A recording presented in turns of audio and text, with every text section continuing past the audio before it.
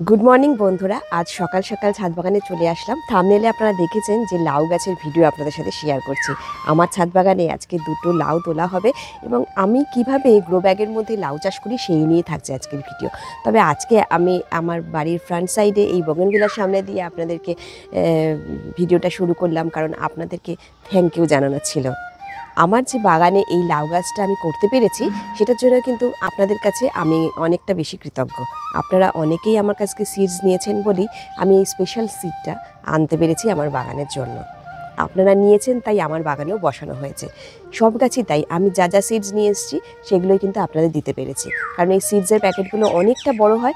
এতটা সিডস তো আমি নিয়ে কিছু করতে পারবো না, আমার বাগানও সেরকম বড় নয়। বড় ক্ষেত হলে সেই সিডসগুলো বসিয়ে দেওয়া যায়, কিন্তু আমার বাগানে দুটো তিনটে সিডস লাগে। আমার বাগানের থেকে আপনাদের ছাদ হয়তো আরও অনেক বড়। অনেক মানুষ আমার কাছ থেকে সিডস নিয়েছেন। আপনারাও বাগানটা সুন্দর করে তৈরি করুন। আমিও চেষ্টা করছি আমার বাগানটাকে সুন্দর করে রাখার যতটা জায়গা রয়েছে। তবে ছাদে এখন পা দেওয়ার মতন জায়গা নেই, এত গাছ বসিয়ে ফেলেছি। আরও গাছ রেডি রয়েছে, মাটিও শেষ হয়ে গেছে। এইরকম দুরবস্থা, কী যে করবো জানি না। ধীরে ধীরে একটা একটা করে গাছ উঠলে আবার সেই মাটিতে আবার বসাতে হবে। এবার গরমের জন্য মাটি আমার রেখে দেওয়া দরকার ছিল, সেইটাও আমার কাছে এখন নেই। অনেক সময় তৈরি করে মাটি রেখে দিতাম, সব মাটি ইউজ হয়ে গেছে। আপনাদের কাছে আবার বলছি যে আমি বিশেষভাবে কৃতজ্ঞ, থ্যাংক ইউ আপনাদেরকে জানাচ্ছি। আপনারাও আপনাদের বাগান সুন্দর তৈরি করুন এবং আমার বাগানটাকে এত সুন্দর করে দেওয়ার জন্য অনেক অনেক ধন্যবাদ। চলুন এবার লাউ গাছের ভিডিও নিয়ে শুরু করি। গ্রো ব্যাগের মধ্যে লাউ চাষ কীভাবে আপনারা সহজে করতে পারবেন সেই নিয়ে থাকছে আজকের ভিডিও। নমস্কার বন্ধুরা, গ্রিনি পটস চ্যানেলে আপনাদের সবাইকে স্বাগত। আশা করি আপনারা সবাই ভালো আছেন এবং আপনারাও নিজের বাড়িতে ফুল ফল সবজির গাছ বসাচ্ছেন। চলুন ওইদিকে আমার লাউ গাছগুলো বসানো রয়েছে, ওইদিকে গিয়ে আবার কথা বলি। এই দেখুন, এইখানে লাউ গাছ বসিয়েছি। এই যে লাউগুলো ধরেছে, লাউটাকে একটা আলাদা করে সাপোর্ট দিয়েছি, কারণ এই লাউটা অনেকটা বড় আর লম্বা, এতটা ওয়েট এই নেটের মধ্যে রাখতে পারবে না। তাই আমি এখানে আলাদা করে একটা দড়ি দিয়ে সাপোর্ট দিয়ে রেখেছি। এবার এটাকে কেটে নেওয়ার পালা। হারভেস্টিংয়ের সময় কিন্তু পরিচর্যার কথাটা বললে আপনাদেরও ভালো লাগে, আমারও ভালো লাগে। তাই আমি চেষ্টা করি হারভেস্টিংয়ের সময় পরিচর্যাটা নিয়ে বলতে। শুরুতেই পরিচর্যা বলা যায় অনেক গাছেরই, তবে সেইগুলো বলার ইন্টারেস্টের থেকেও যখন হারভেস্টিংটা দেখানো যায় তখন সেটা যে পরিপূর্ণতা হয় সেটা কিন্তু মেন। মানে এইটা করার পরে আমিও নিজে বুঝতে পারলাম যে আমি এটা ঠিকঠাক পরিচর্যা করতে পেরেছি। এটাই কিন্তু এটার প্রমাণ। গাছটায় কী কী করতে হবে কি প্রথম থেকেই সেটা আপনাদেরকে আজকে বলবো। প্রথমে এই দড়িটা আস্তে আস্তে একটু খোলার চেষ্টা করি। এটা যখন বেঁধেছিলাম তখন কিন্তু এটা একটু ছোট ছিল, এখন টাইট হয়ে বসে গেছে।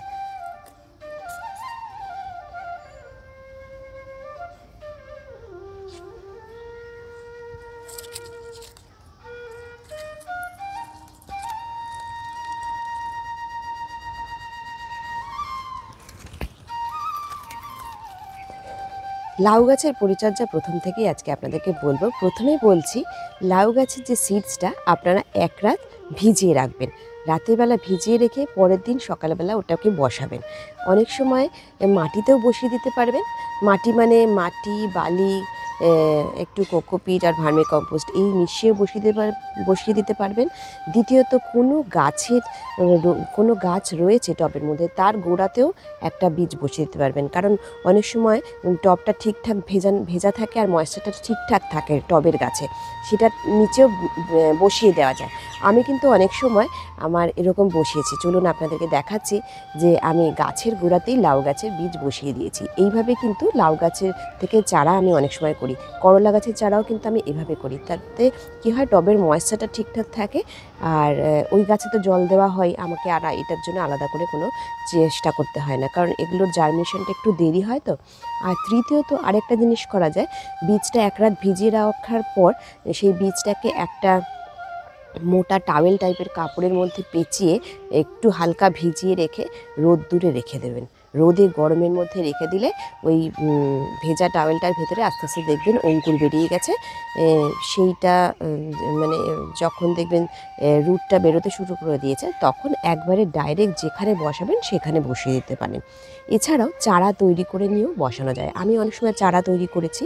এই গাছগুলোতে যেরকম আলাদা করে একটা টবের মধ্যে দুটো বীজ বসিয়ে দিয়ে চারা তৈরি করে নিয়েছিলাম। পাশাপাশি দুটো গাছ বসিয়েছি, এই গাছটাকে আগে বসিয়েছি আর ওই গাছটা একটু পরে বসিয়েছি।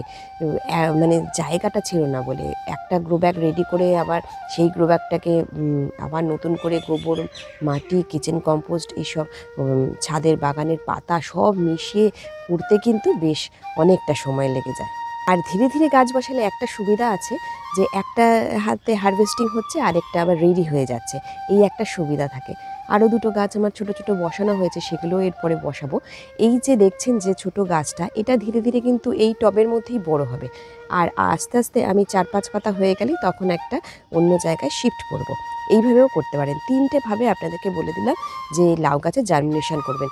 ময়েশ্চারটা ঠিক করে মেনটেন করতে হবে। এই ময়েশ্চারটা মেনটেন করার জন্যই কিন্তু আমি গাছের গোড়াতেই দিয়ে দিয়েছি, যাতে কখনো শুকনো হয়ে যাচ্ছে, কখনো বেশি ভেজা থাকছে, এইটা যাতে না হয়। আলাদা করে টবে বসালে কিন্তু এই সমস্যাগুলো হয়, তাই জন্য আমি গাছের গোড়াতেই বসিয়েছি। আর বীজটা এতটা ভালো ছিল, 4টে বীজ বসিয়েছি, 4টেতেই সাকসেস। আপনারা হয়তো যারা নিয়েছেন তারা বুঝতে পারছেন যে বীজটা কত ভালো। তবে অনেকে জার্মিনেশনটা করতে পারেননি ঠিকঠাক। এই সমস্যাগুলো হয় যখন, তখন কিন্তু আপনারা কোনো গাছের গোড়াতে মানে ওই টবের মধ্যেই বসিয়ে দেবেন, তাহলে দেখবেন ওই টেনশনটা থাকবে না যে জার্মিনেশনটা হবে কি হবে না। আবারও আপনাদের থ্যাংক ইউ জানাচ্ছি যে আমার ছাদ বাগানে এত সুন্দর লাউটা আপনাদের জন্যেই হতে পেরেছে।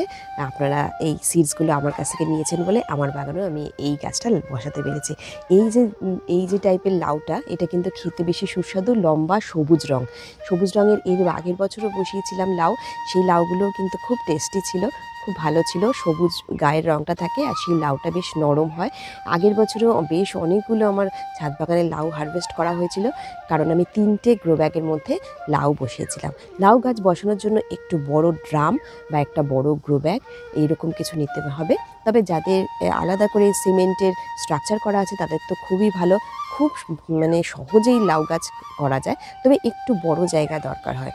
আমি কিন্তু অনেক সময় বালতির মধ্যে সবজির খোসা আর একটু মাটি দিয়েও লাউ গাছ করেছি, তবে ফলন তাতে কম হলেও যদি কারোর কাছে সেই রকম পর্যাপ্ত মাটি, গোবর এসব নেই বা সেরকম স্পেস নেই, একটা বালতির নিচে ফুটো করে তার মধ্যে বেশ কিছু সবজির খোসা দিয়ে দিলেন, ওই বালতিটার নিচে আরেকটা বালতি রাখবেন যাতে সবজির খোসার জলগুলো বাইরে না বেরোয়।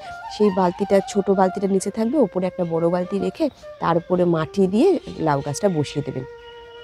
এভাবেও কিন্তু লাউ চাষ করা যায়। আর আমি এবছর করেছি বড় গ্রো ব্যাগ নিয়েছি, 18 ইঞ্চির গ্রো ব্যাগ। সেই 18 ইঞ্চির গ্রো ব্যাগের মোটামুটি 1/3 আমি শুকনো পাতা আর কিচেন ওয়েস্টটা দিয়েছি। প্রথমে ছাদ বাগানে শুকনো পাতা দিয়েছি। আমার ছাদ বাগানটা যেহেতু অনেকটা বড় হয়ে গেছে, প্রত্যেক দিন ঝাড় দিয়ে বেশ অনেকটা করে শুকনো পাতা হয়। এইখানে দেখুন একটা গ্রো ব্যাগ আবার নতুন করে ভর্তি করছি। অনেক শুকনো পাতাও দেওয়া হয়েছে, আবার তার সাথে সাথে কাঁচা পাতাও রয়েছে, কারণ অনেক গাছের নিচের দিকের পাতাগুলো কেটে ফেলতে হচ্ছে, সেই পাতাগুলো ফেলে না দিয়ে এর মধ্যে গ্রো ব্যাগের মধ্যে ভর্তি করছি। গ্রো ব্যাগের 1/3 যেই ভর্তি হয়ে যাবে, ওপর থেকে তখন গোবর সার মেশানো মাটি, তার মধ্যে মিক্সচার মিশিয়ে একবারে যে গাছটা রেডি গাছ বসাবো, যে গাছটা চারা তৈরি করা হয়ে গেছে সেটা বসিয়ে দেবো। আর বাকি 2/3 ওই মাটি দেবো।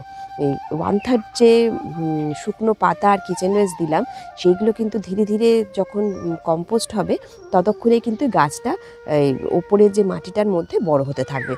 তারপরে যখন গাছের শিকড়টা নিচ পর্যন্ত যাবে ততক্ষণে কিন্তু সেগুলো 1 মাস পরে কম্পোস্টটা হয়ে যাবে। 1 মাস অপেক্ষার সময় পাওয়া যাচ্ছে, সেইটা অবশ্যই করতে হবে। আর গাছ বসানোর সময় 2টো জিনিস করতে হবে। এক হলো একটু ফাঙ্গিসাইড দিয়ে দিতে হবে, যাতে গাছের শিকড়ে কোনো ক্ষতি না হয়। আর দ্বিতীয়ত নিমখোল অবশ্যই দিতে হবে। আমি অনেক সময় কি করি, মিক্স ফার্টিলাইজার না দিয়ে মাটির মধ্যে একটু হাড় গুঁড়ো, একটু নিমখোল মিশিয়ে দিই গোবর সারের সাথে। আর আমি আমার বাগানে গোবর সারটাই ব্যবহার করি, ভার্মি কম্পোস্ট জার্মিনেশনের সময় ব্যবহার করি। এছাড়া কিন্তু আমি ভার্মি কম্পোস্ট খুব একটা ব্যবহার করি না, কারণ এমনিতেই আমার ছাদ বাগানের মাটিটা ঝুরঝুরে হয়ে গেছে। ভার্মি কম্পোস্ট দিলে আরও ঝুরঝুরে হয়ে যায়, অনেক সময় ফাঙ্গাস লেগে যাওয়ার সমস্যা থাকে। আমি সেজন্য গোবর সারই ব্যবহার করি।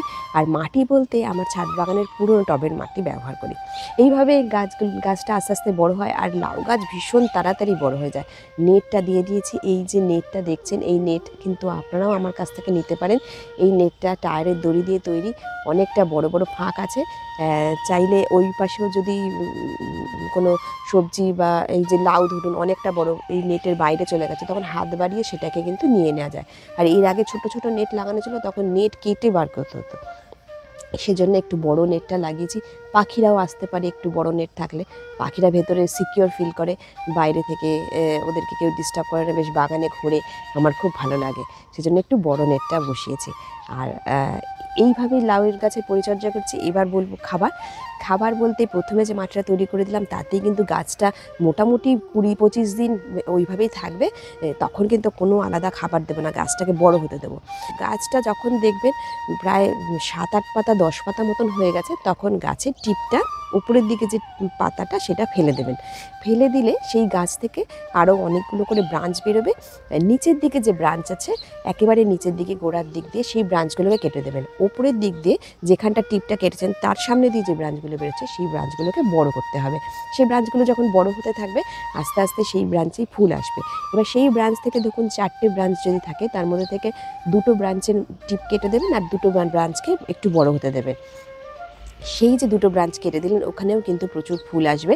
এবার ধীরে ধীরে স্ত্রী ফুল আসতে শুরু করবে এবং স্ত্রী ফুল আসলেই সেই স্ত্রী ফুলে হ্যান্ড পলিনেশন করে দিতে হবে। তাতে কী হবে, আপনার ফসলটা হওয়ার সম্ভাবনাটা বেড়ে যাবে। হ্যান্ড পলিনেশন করে দিলে আর কোনো টেনশন থাকছে না, মিস হয়ে যাওয়ার কোনো ভয় থাকছে না, ঠিকঠাক লাউটা হয়ে যাবে। আর লাউ একবার ধরে গেলে গাছ কিন্তু একটু থমকে যায়, গাছ বেশি বাড়তে চায় না।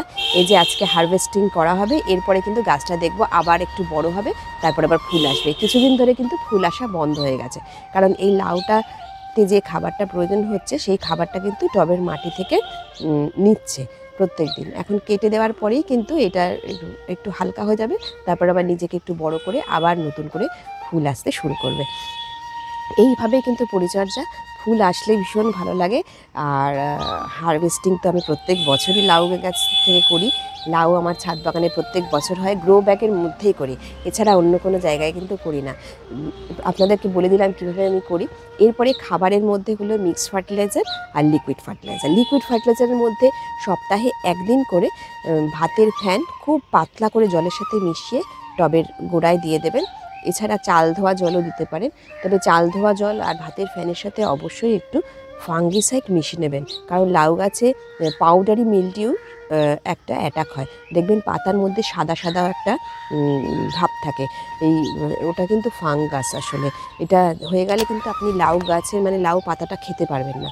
আমরা যেরকম লাউ শাক খাই সেই শাকটা কিন্তু খাওয়া যাবে না, ফাঙ্গাস লেগে যাবে। সেজন্য একটু ফাঙ্গিসাইড দিতে হবে। আমি সপ্তাহে 1 দিন ওই ভাতের ফ্যানটা একটু দিই। আর গাছের গোড়ায় সবসময় ভেজা রাখার চেষ্টা করি, বিশেষ করে লাউ হয়ে যাওয়ার পরে একেবারেই শুকনো করি না। আর কিচেন ওয়েস্টের যে লিকুইড ফার্টিলাইজারটা তৈরি করি সেটাও জলের সাথে মিশিয়ে এই টবের গোড়াতে দিই। লাউ গাছের গোড়াটা সবসময় ভেজা ভেজা রাখলেই লাউ গাছটা সুস্থ সবল থাকে, ভালো থাকে। তবে ওইটা যে বললাম ফাঙ্গাসের একটা সমস্যা হয়। আর কীটনাশক আপনি চাইলে নিম অয়েল স্প্রে করতে পারেন। আমি যখন সব গাছে কীটনাশক স্প্রে করি, তবে আমি জৈব কীটনাশকই ব্যবহার করি, কারণ এই সব সবজির গাছে যতটা চেষ্টা করি যাতে কোনো রাসায়নিক কীটনাশক না দিতে হয়। খুব এক্সট্রিম পর্যায়ে চলে গেলে তখন রাসায়নিক কীটনাশক দিই, কারণ ছাদ বাগানে করছি সেখানেও যদি রাসায়নিক দিয়ে করি তাহলে আর লাভ কী হলো। 1-2টো ফসল হলো, অন্তত অর্গানিক কী হয় সেটা তো দেখতে পাবো। অর্গানিক আমার সাথে তো কারোর সাথে কম্পিটিশান নেই যে কার বাগানে কী হচ্ছে আমারও সেই রকম হতে হবে। আমার বাগানে যেটুকু হবে আমি সেটাকেই মানে ভীষণ আনন্দ করে উপভোগ করি। সেজন্য আমি এটাকে অর্গানিক রাখারই চেষ্টা করি। হ্যাঁ, খুব বেশি পোকামাকড় যদি লেগে যায় গাছটাকে বাঁচাতেও তো হবে, সেই সময় আমি গাছটাকে খুব ভালো করে ধুয়ে দিই, জল স্প্রে করে ধুয়ে দিই, পাইপ দিয়ে জল দিয়ে ধুয়ে দিই বা স্প্রেয়ার দিয়ে ভালো করে ধুয়ে দিই। এতে কিন্তু পোকামাকড়ের উপদ্রবটা অনেকটা যায়। তারপরে একটা কীটনাশক দিই। কীটনাশকের আলাদা ভিডিও আপনাদের সাথে শেয়ার করেছি, আপনারা দেখেছেন কীটনাশকের কী ভিডিও। সেই কীটনাশকের ভিডিওটা আপনারা আরেকবার দেখে নেবেন, তাহলে বুঝে যাবেন যে আমি কী কী কীটনাশক আমার ছাদ বাগানে ব্যবহার করি। এছাড়াও আমি বায়ো এনজাইম ইউজ করি। বায়ো এনজাইম মাঝে মাঝে দিয়ে রাখলে না পোকামাকড়টা অনেকটা কম থাকে আর গাছটা দেখি হেলদি থাকে অনেক। অনেকেই বলেন পাতা পুড়ে যাচ্ছে, পাতা কালো হয়ে যাচ্ছে, এই ধরনের সমস্যা কিন্তু হবে না যদি আপনি সপ্তাহে 2 দিন বায়ো এনজাইম স্প্রে করেন। চলুন আজকে লাউটা তাহলে হারভেস্ট করে নিই। আর এই ছিল আজকের ভিডিওর শেষে লাউটা হারভেস্ট করে আপনাদেরকে দেখাচ্ছি। আপনারাও চাইলে লাউ গাছ নার্সারি থেকে কিনে আনতে পারেন, বীজ নিতে পারেন, আমার কাছ থেকেও এখনও বীজ নিতে পারেন। চাইলে এখনও সময় আছে। লাউ গাছ মোটামুটি এই পুরো ঠান্ডাটায় পুরোই হবে, একদম মার্চ এপ্রিল না, একদম এই ফেব্রুয়ারি মার্চ পর্যন্ত কিন্তু এই লাউ গাছগুলো থেকে লাউ হারভেস্ট করা যাবে। ধীরে ধীরে একটা একটা করে গাছ বসাবেন আর লাউ সারা শীতকালটা ধরে পাবেন। আবার গরমকালের লাউয়ের বীজ আলাদা, সেটা আবার আনবো যখন, তখন আপনাদেরকে দিতে পারবো। আজকে এই লাউ হারভেস্টিং দিয়ে আজকের ভিডিওটা আমি শেষ করছি। আপনাদের ভিডিওটা কেমন লাগলো অবশ্যই কমেন্ট করে জানাবেন। এবার কাটারটা নিয়ে এসেছি, একটা একটা করে লাউ কেটে নেব।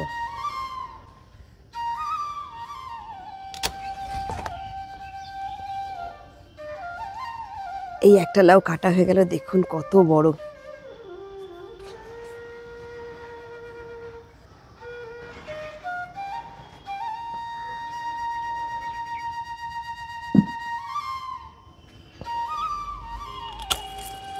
ছাদ বাগানে হারভেস্টিংয়ের আনন্দই আলাদা। দেখুন কি সুন্দর লাউটা হয়েছে।